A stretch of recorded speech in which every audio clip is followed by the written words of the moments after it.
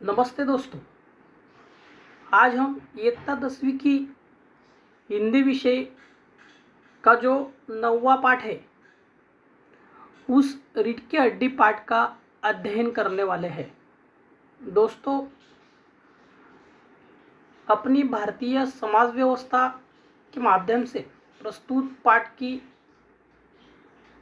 जो नींव है वो है रीढ़ की हड्डी। हर एक व्यक्ति को अपने जीवन में सामाजिक व्यवस्थाओं के साथ जीते वक्त अलग अलग परिस्थितियों में संघर्ष करना पड़ता है, लड़ना पड़ता है।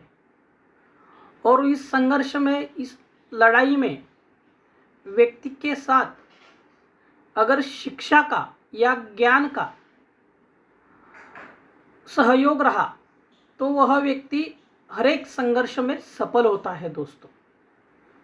और इसी संघर्ष गाथा की अपनी भारतीय व्यवस्था में जो अलग अलग प्रकार के संघर्ष की गाथाएं है उन एक संघर्ष का वर्णन इस पाठ में, रीढ़ की हड्डी इस पाठ में लेखक जगदीश चंद्र माथुर इन्होंने किया है दोस्तों, अपना इतना बड़ा देश है और अपने देश में अलग अलग प्रकार की संस्कृति है, अलग अलग प्रकार की परंपराएं हैं, विधियां है। और उन परंपराओं में कुछ अच्छी बातें हैं, कुछ बुरी बातें हैं, कुछ सही है, कुछ गलत है। और इसी प्रकार की व्यवस्थाओं में हम सारी दुनिया अपना वर्तमान जी रही है दोस्तों। प्रस्तुत पाठ में कवि जगदीश चंद्र माथुर इन्होंने भारतीय व्यवस्था में जो बुरी बुरी विचारधाराएं हैं, जो गलत विचारधाराएं हैं, उसमें से एक गलत विचारधारा को, एक बुरी पद्धति को इस पाठ के माध्यम से हमारे सामने रखा है। उन्होंने स्त्री शिक्षा, जो समाज के लिए आज बहुत ही जरूरी अंग है, स्त्री अगर पढ़ी लिखी और उसने ज्ञान हासिल किया तो वह पुरुषों से भी आगे जाकर अपना अस्तित्व निर्माण कर रही है। यह हमने अलग अलग दाखिलों से, अलग अलग उदाहरणों से देखा है दोस्तों। और इसीलिए प्रस्तुत यह जो पाठ है यह एकांकिका पाठ है, एक नाट्य प्रकार है। इस नाटिका के माध्यम से, एकांकिका के माध्यम से स्त्री शिक्षा का महत्व, स्त्री शिक्षा का जो दुनिया में जो एक प्रकार का महत्व है वह हमारे सम्मुख, हमारे सामने लेखक जगदीश चंद्र माथुर ने रखा है दोस्तों। दुनिया की जो ऊंची सोच है कि स्त्री का जीवन सिर्फ घर के काम करने के लिए है, स्त्री को अपने घर के काम, बच्चों का संभालना, इसके आगे जाकर कुछ नहीं करना चाहिए। इस विचारधारा को छेद देते हुए संघर्ष के माध्यम से लेखक ने आधुनिक विचारधारा हमारे सामने रखी है। स्त्री शिक्षा का जो महत्व है वो उन्होंने हमारे सामने इस पाठ के माध्यम से रखा है। चलो दोस्तों, आज हमें इस पाठ के माध्यम से, इस एकांकिका के माध्यम से, अलग अलग पात्रों के माध्यम से लेखक ने हमें एक इस विचारधारा से जुड़ने का प्रयास किया है। हम सबको इस विचारधारा से जुड़कर हमारी बेटियों को पढ़ाना, बेटियों को शिक्षित करना, उसको व्यवस्था में अच्छी जगह पर सुरक्षित नौकरियां या रोजगार या व्यवसाय या उद्योगों में आगे बढ़ने का प्रयास करने का एक मौका इस पाठ के माध्यम से देने का प्रयास किया है दोस्तों। जिस प्रकार हमारे रीढ़ की हड्डी हमारा मूल आधार होती है, इसी प्रकार हमारा देश, हमारी संस्कृति, हमारा कुटुंब, हमारा परिवार का मूल आधार है स्त्री दोस्तों।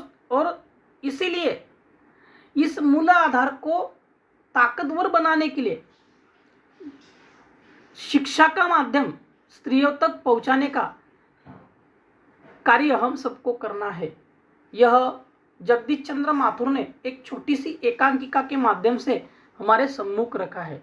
दोस्तों, रीढ़ की हड्डी यानी हमारा जो शरीर रहता है, उस शरीर में जो अलग अलग पीठ के पीछे जो रीढ़ रहती है, उस रीढ़ को जो सपोर्ट देता है उसे रीढ़ की हड्डी बोलते हैं। और इसी प्रकार हमारे कुटुंब व्यवस्था में, हमारे परिवारों में, हमारी संस्कृति में, हमारी विभिन्नताओं में अगर हमारी उन्नति कोई कर सकता है तो वो है हमारी बेटी, हमारी देश की नारी, हमारी देश की स्त्री। और इसके लिए उसे यह सब हासिल करने के लिए शिक्षा मिलनी चाहिए। इसी माध्यम से अलग अलग विचारधाराओं के लोग हमें हमारे समाज में दिखते हैं। और उसी प्रकार ये अलग अलग लोगों को लगता है कि लड़कियों को, बेटियों को पढ़ाना नहीं चाहिए, उनको सिर्फ घर के काम करने देने चाहिए, स्त्री का जीवन सिर्फ बच्चों को संभालना है। और ऐसी ऊंची विचारधारा के लोगों के मुंह पर जबरदस्त तमाचा इस पाठ के माध्यम से जगदीश चंद्र माथुर ने लगाया है। दोस्तों, जगदीश चंद्र माथुर स्त्री शिक्षा के सहयोगी है और स्त्री शिक्षा बढ़ाने के प्रयासों में एक आगे अपना पैर डालते हैं, अपने पद आगे बढ़ाते हैं, अपनी विचारधाराओं को हमारे सामने रखते हैं। दोस्तों, चलो आज इस एकांकिका के माध्यम से, अलग अलग पात्रों के माध्यम से आज हमें अपने जीवन में, अपने संस्कृति में, अपने परिवार में, अपने देश की उन्नति में नारी का, बेटी का और स्त्रियों का क्या योगदान है, उनको किस प्रकार से हमें सम्मानित करना चाहिए, यह इस पाठ के माध्यम से लेखक ने हमारे सम्मुख रखा है। दोस्तों, इसके पहले हमें थोड़े लेखक की जानकारी ले लेते हैं। लेखक का जो इस पाठ के निर्माता है, उनका जन्म 1917 में बुलंदशहर उत्तर प्रदेश में हुआ। उनका मृत्यु 1978 में हुआ है। दोस्तों, उनका परिचय है जगदीश चंद्र माथुर जी एक वरिष्ठ साहित्यकार और संस्कृति पुरुष थे। संस्कृति यानी संस्कृति के रक्षक। संस्कृति किसे बोलते हैं? जो मानवता की नींव रखता है, जिसे सबको समान अधिकार दिए जाते हैं, जहाँ कभी भेदभाव या कभी भेद नहीं किया जाता, उसे संस्कृति बोलते हैं। और इसी प्रकार जगदीश चंद्र माथुर यह एक संस्कृति पुरुष है। इसके लिए दोस्तों ये मुद्दा आपको अपने जहन में रखना है। उन्होंने आकाशवाणी में काम करते हुए हिंदी में लोकप्रिय बनाने के लिए महत्वपूर्ण योगदान दिया है। यह एक प्रसिद्ध नाटककार है दोस्तों, और इनके इस कार्य के वजह से इन्हें अपने देश में एक प्रतिष्ठित सम्मान प्राप्त हुआ है। दोस्तों, उनकी प्रमुख रचनाएं हैं कोणार्क। इन्होंने कोणार्क नाम का एक पुस्तक लिखा है। दूसरी रचना है उनकी पहला राजा, और तीसरी रचना है भोर का तारा, और चौथी रचना है शारदिया। और यह सब रचना यानी यह कलाकृतियों की निर्मित लेखक ने की है। दोस्तों, इसलिए इनकी इस रचनाओं के माध्यम से उन्होंने समाज को एक दिशा और गति देने का कार्य किया है। अपनी संस्कृति, अपनी सभ्यताओं को संभालने के लिए स्त्री का पढ़ना कितना जरूरी है, इस पाठ के माध्यम से उन्होंने बताया है। दोस्तों, चलो अब हम आगे इस पाठ को शुरुआत करते हैं। दोस्तों, इस पाठ के जो प्रमुख पात्र हैं, वो पात्रों को हम पहले समझ लेते हैं। इस पाठ में जो प्रमुख पात्र है वो है उमा, एक सुशिक्षित युवती है। और उमा के माध्यम से उन्होंने अपनी स्त्री जाति का अपने देश में क्या स्थान है वो बताने का प्रयास किया है। यह जो दूसरा पात्र है राम स्वरूप, यह उमा के पिता है। एक बेटे के पिता होते हुए उनकी परिस्थितियों का वर्णन और उनकी मन में चलने वाले संघर्ष का वर्णन यह राम स्वरूप के माध्यम से, भारतीय पिता होने के माध्यम से प्रातिनिधिक स्वरूप में यहाँ बताया गया है। तीसरा जो पात्र है उमा यानी प्रेमा, जो प्रेमा है वो उमा की माँ है। दोस्तों, राम स्वरूप यह उमा के पिता है, प्रेमा यह उमा की माँ है, और जो आगे का पात्र है शंकर, वह एक युवक है, और गोपाल प्रसाद यह शंकर के पिता है। दोस्तों, इस प्रकार यह पात्रों के माध्यम से एक विचारधारा, एक जो संस्कृति को आगे बढ़ा सकती है ऐसी न्यू वाली विचारधारा लेखक ने इस पाठ के माध्यम से हमारे सामने रखी है। चलो दोस्तों, अभी हम पाठ को शुरुआत करते हैं। दोस्तों, इस पात्र के माध्यम से देखो, एक कमरा, अंदर के दरवाजे से आते हुए जिन महाशय की पीठ नजर आ रही है वह अधेड़ उम्र के है। अधेड़ यानी बूढ़े, आधी उम्र वाला व्यक्ति। अधेड़ यानी आधी उम्र वाला, जिसकी उम्र आधी हो चुकी है। एक तख्त को पकड़ते हुए कमरे में आते हैं। तख्त का दूसरा सिरा उनके नौकर ने पकड़ रखा है। इस प्रकार दोस्तों, एक आधी उम्र वाला व्यक्ति एक कमरे में उसका एकांकिका के माध्यम में प्रवेश होता है और उसकी सहायता के लिए एक नौकर है और वो मदद कर रहा है। इस प्रकार का वह चित्र है, यह प्रसंग, वह चित्र इस एकांकिका के माध्यम से लेखक ने रखा है। दोस्तों, अभी हम आगे देखते हैं। राम स्वरूप बोलते हैं, अबे धीरे धीरे चल, अब तख्त को उधर मोड़ दे। राम स्वरूप नौकर को बोलते हैं। तख्त के रखे जाने की आवाज आती है। रंगमंच चाल पे यह सब चित्रित हो रहा है। दोस्तों, यह एक नाटिका के माध्यम से इस विचारधारा को व्यक्त किया जा रहा है। तभी वह जो रतन है, रतन बोलता है, बिछा दे साहब।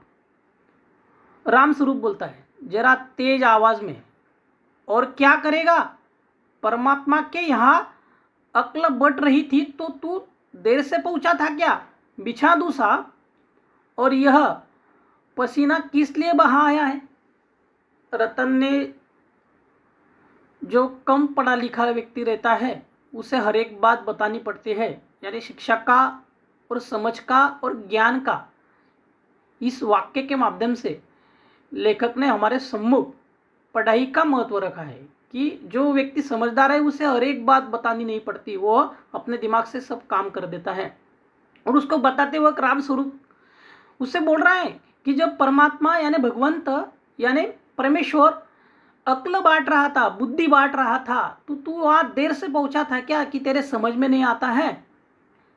और इसी प्रकार दोस्तों, पढ़ाई का अपने जीवन में कितना ऊंचा स्थान है, यह इस माध्यम से हमें समझ में आता है। क्योंकि पढ़ा लिखा ज्ञानी व्यक्ति हर एक बात पूछकर नहीं करता, वो परिस्थितियों के अनुरूप वह अपने निर्णय लेते हुए कार्य करता रहता है। रतन, आगे देखो रतन क्या करता है, तख्त बिछाता है, ही राम स्वरूप दरी उठाते हुए, अभी राम स्वरूप दरी उठाते हुए और बीबी जी के कमरे में से हारमोनियम उठा ला और सितार भी, जल्दी जा। रतन जाता है, पति पत्नी तख्त पर दरी बिछाते हैं। दोस्तों, यह जो प्रसंग है, यह जो चित्र हमें रंगमंच पर जगदीश चंद्र माथुर ने दिखाने का प्रयास किया है वह इस प्रकार का है।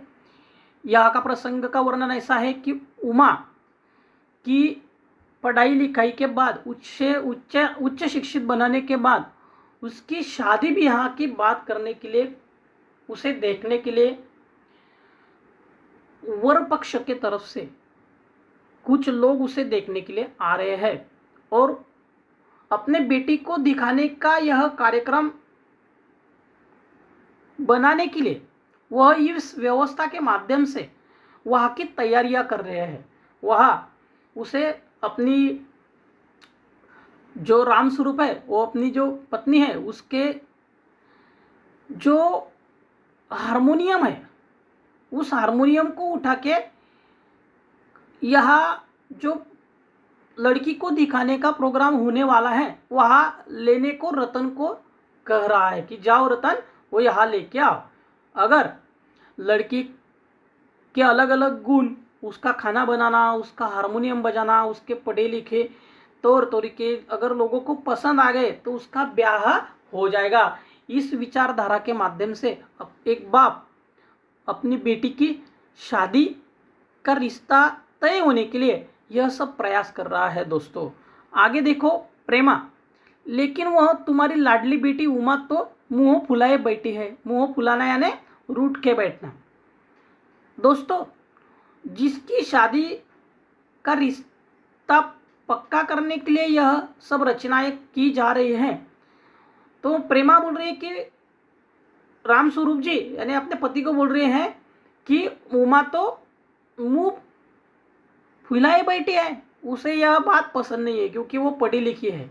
उसे पता है कि शादी ब्याह के मामले में जो तौर तरीके पुराने परंपराओं के अनुसार आज भी किए जाते हैं वह उमा को बिल्कुल पसंद नहीं है, क्योंकि वो पढ़ी लिखी, ज्ञानी और शिक्षा से उत्प्रुत होने वाली लड़की है। उसे पता है कि किस प्रकार से अभी शादी ब्याह तय होने चाहिए। वह आधुनिक विचारधारा से प्रेरित हुई हुई लड़की है, इसलिए उसे ये पुराने परंपराओं वाले बातें पसंद नहीं आती है, इसलिए वह मुंह फैलाए हुए बैठी है। राम स्वरूप क्या हुआ? प्रेमा बोलती है मैंने तो कहा था कि उसे ठीक ठाक करके नीचे लाना। ठीक ठाक करके नीचे लाना यानी उसकी तैयारियां करके उसे नीचे लाना। राम स्वरूप अरे हाँ देखो, उमा से कह देना कि जरा करीने से आए। ये लोग जरा से ऐसे ही है, खुद पढ़े लिखे हैं, वकील है, सब सोसाइटियों में जाते हैं, मगर चाहते हैं कि लड़की ज़्यादा पढ़ी लिखी न हो। दोस्तों जो व्यक्ति जिनके परिवार पढ़े लिखे हैं लेकिन उनको अपने घर में जो बहू चाहिए वह कम पढ़ी लिखी चाहिए। क्यों? क्योंकि वह सिर्फ बाल बच्चों को संभाले, घर को संभाले, सवाल ना करे, उस पर होने वाले अन्य अत्याचारों के खिलाफ ना बोले। ऐसी लड़की उन लोगों को अपने घर में सिर्फ मोलकरनी के रूप में चाहिए, नौकरानी के रूप में चाहिए। उनको बहू, बेटी या शिक्षित लड़की नहीं चाहिए। ऐसी विचारधारा के लोग हमें अपने समाज में आजू बाजू दिखते हैं। ऐसे विचारधारा के लोगों के मुंह पर जोर की चपराक जगदीश चंद्र माथुर लगाते हैं। ऐसी विचारधारा रखने वाले ऊंची सोच के लोगों को हमें सबक सिखाना होगा। जो भी लोग इस प्रकार की विचारधारा लेके हमारे बेटी बहुओं को रिश्ते की मांग करके देखने आते हैं, उनको तो हमने अपने घर की दहलीज भी नहीं चढ़ने देनी चाहिए। उनको अपने घर से गेट आउट कर देना चाहिए।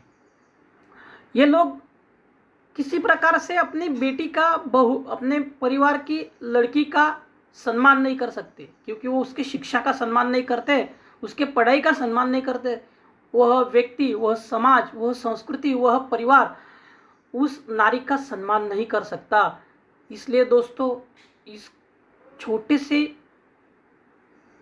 पंक्तियों के माध्यम से, छोटी सी कविता के माध्यम से या छोटे से एक वाक्य के माध्यम से लेखक ने यह बताया है दोस्तों, हमारी पूरी व्यवस्था को हमारे सामने रख दिया है। किस प्रकार के विचारधाराओं के लोग हमारे समाज में नारियों के सम्मान के विरुद्ध, नारी को अपने पैर के नीचे रगड़ने वाली व्यवस्थाओं को उल्लंघित करते हैं और लड़कियों के, नारियों के हित को नहीं समझ सकते। इस बात से, इस वाक्य से हमें यह समझ में आता है। दोस्तों आगे देखो, आगे क्या होता है।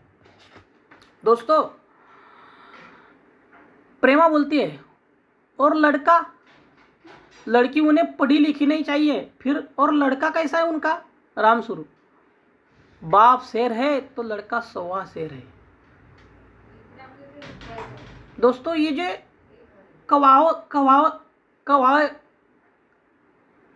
ये जो कहावत है, बाप शेर है तो लड़का सवा शेर है, ये पुरुष संस्कृति को आगे बढ़ाने वाली विचारधाराओं को जो मदद करने वाली कहावत है।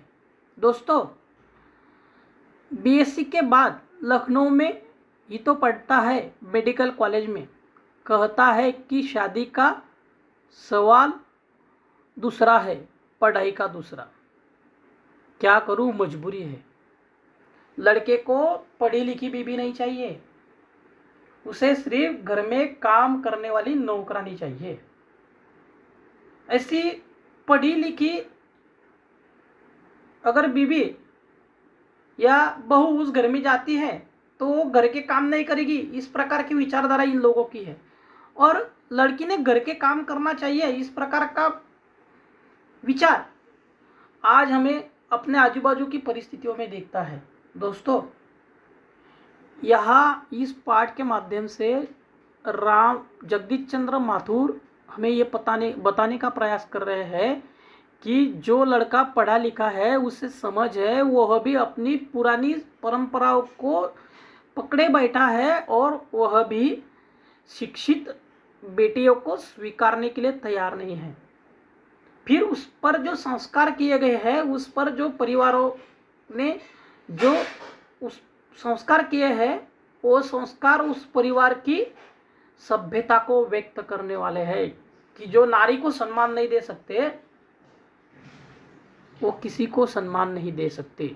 यह राम स्वरूप समझ सकता है, प्रेमा समझ सकती है, उमा समझ सकती है, लेकिन जिसे अपने घर में नौकरानी चाहिए उन लोगों को ये नहीं समझ सकता।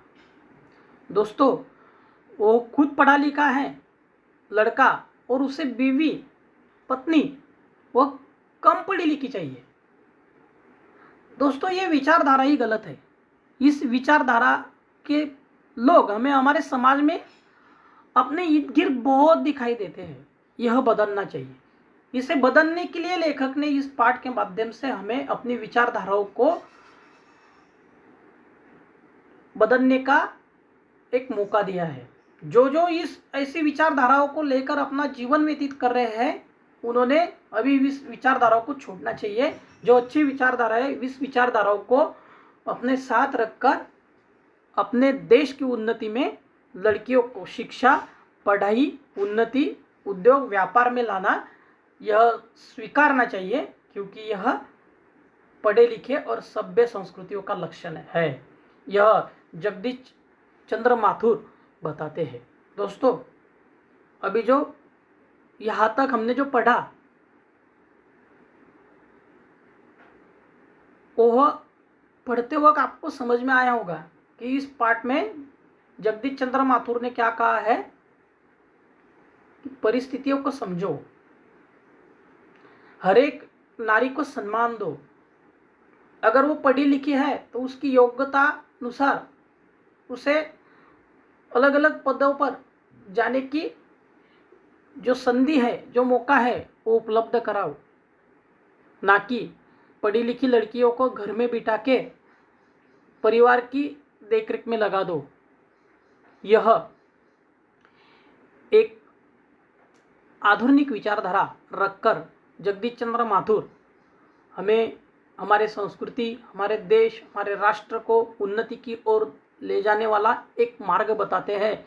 और हम सबको उस मार्ग पर चलना पड़ेगा, इसे स्वीकारना पड़ेगा, तभी हमारे राष्ट्र की उन्नति होगी, हमारे देश की उन्नति होगी, हमारे संस्कृति की उन्नति होगी, हमारे परिवार की उन्नति होगी, हमारे समाज की उन्नति होगी। यह उन्होंने बताने का प्रयास किया है। आगे का जो पाठ बाकी है हम अगले वीडियो में लेंगे।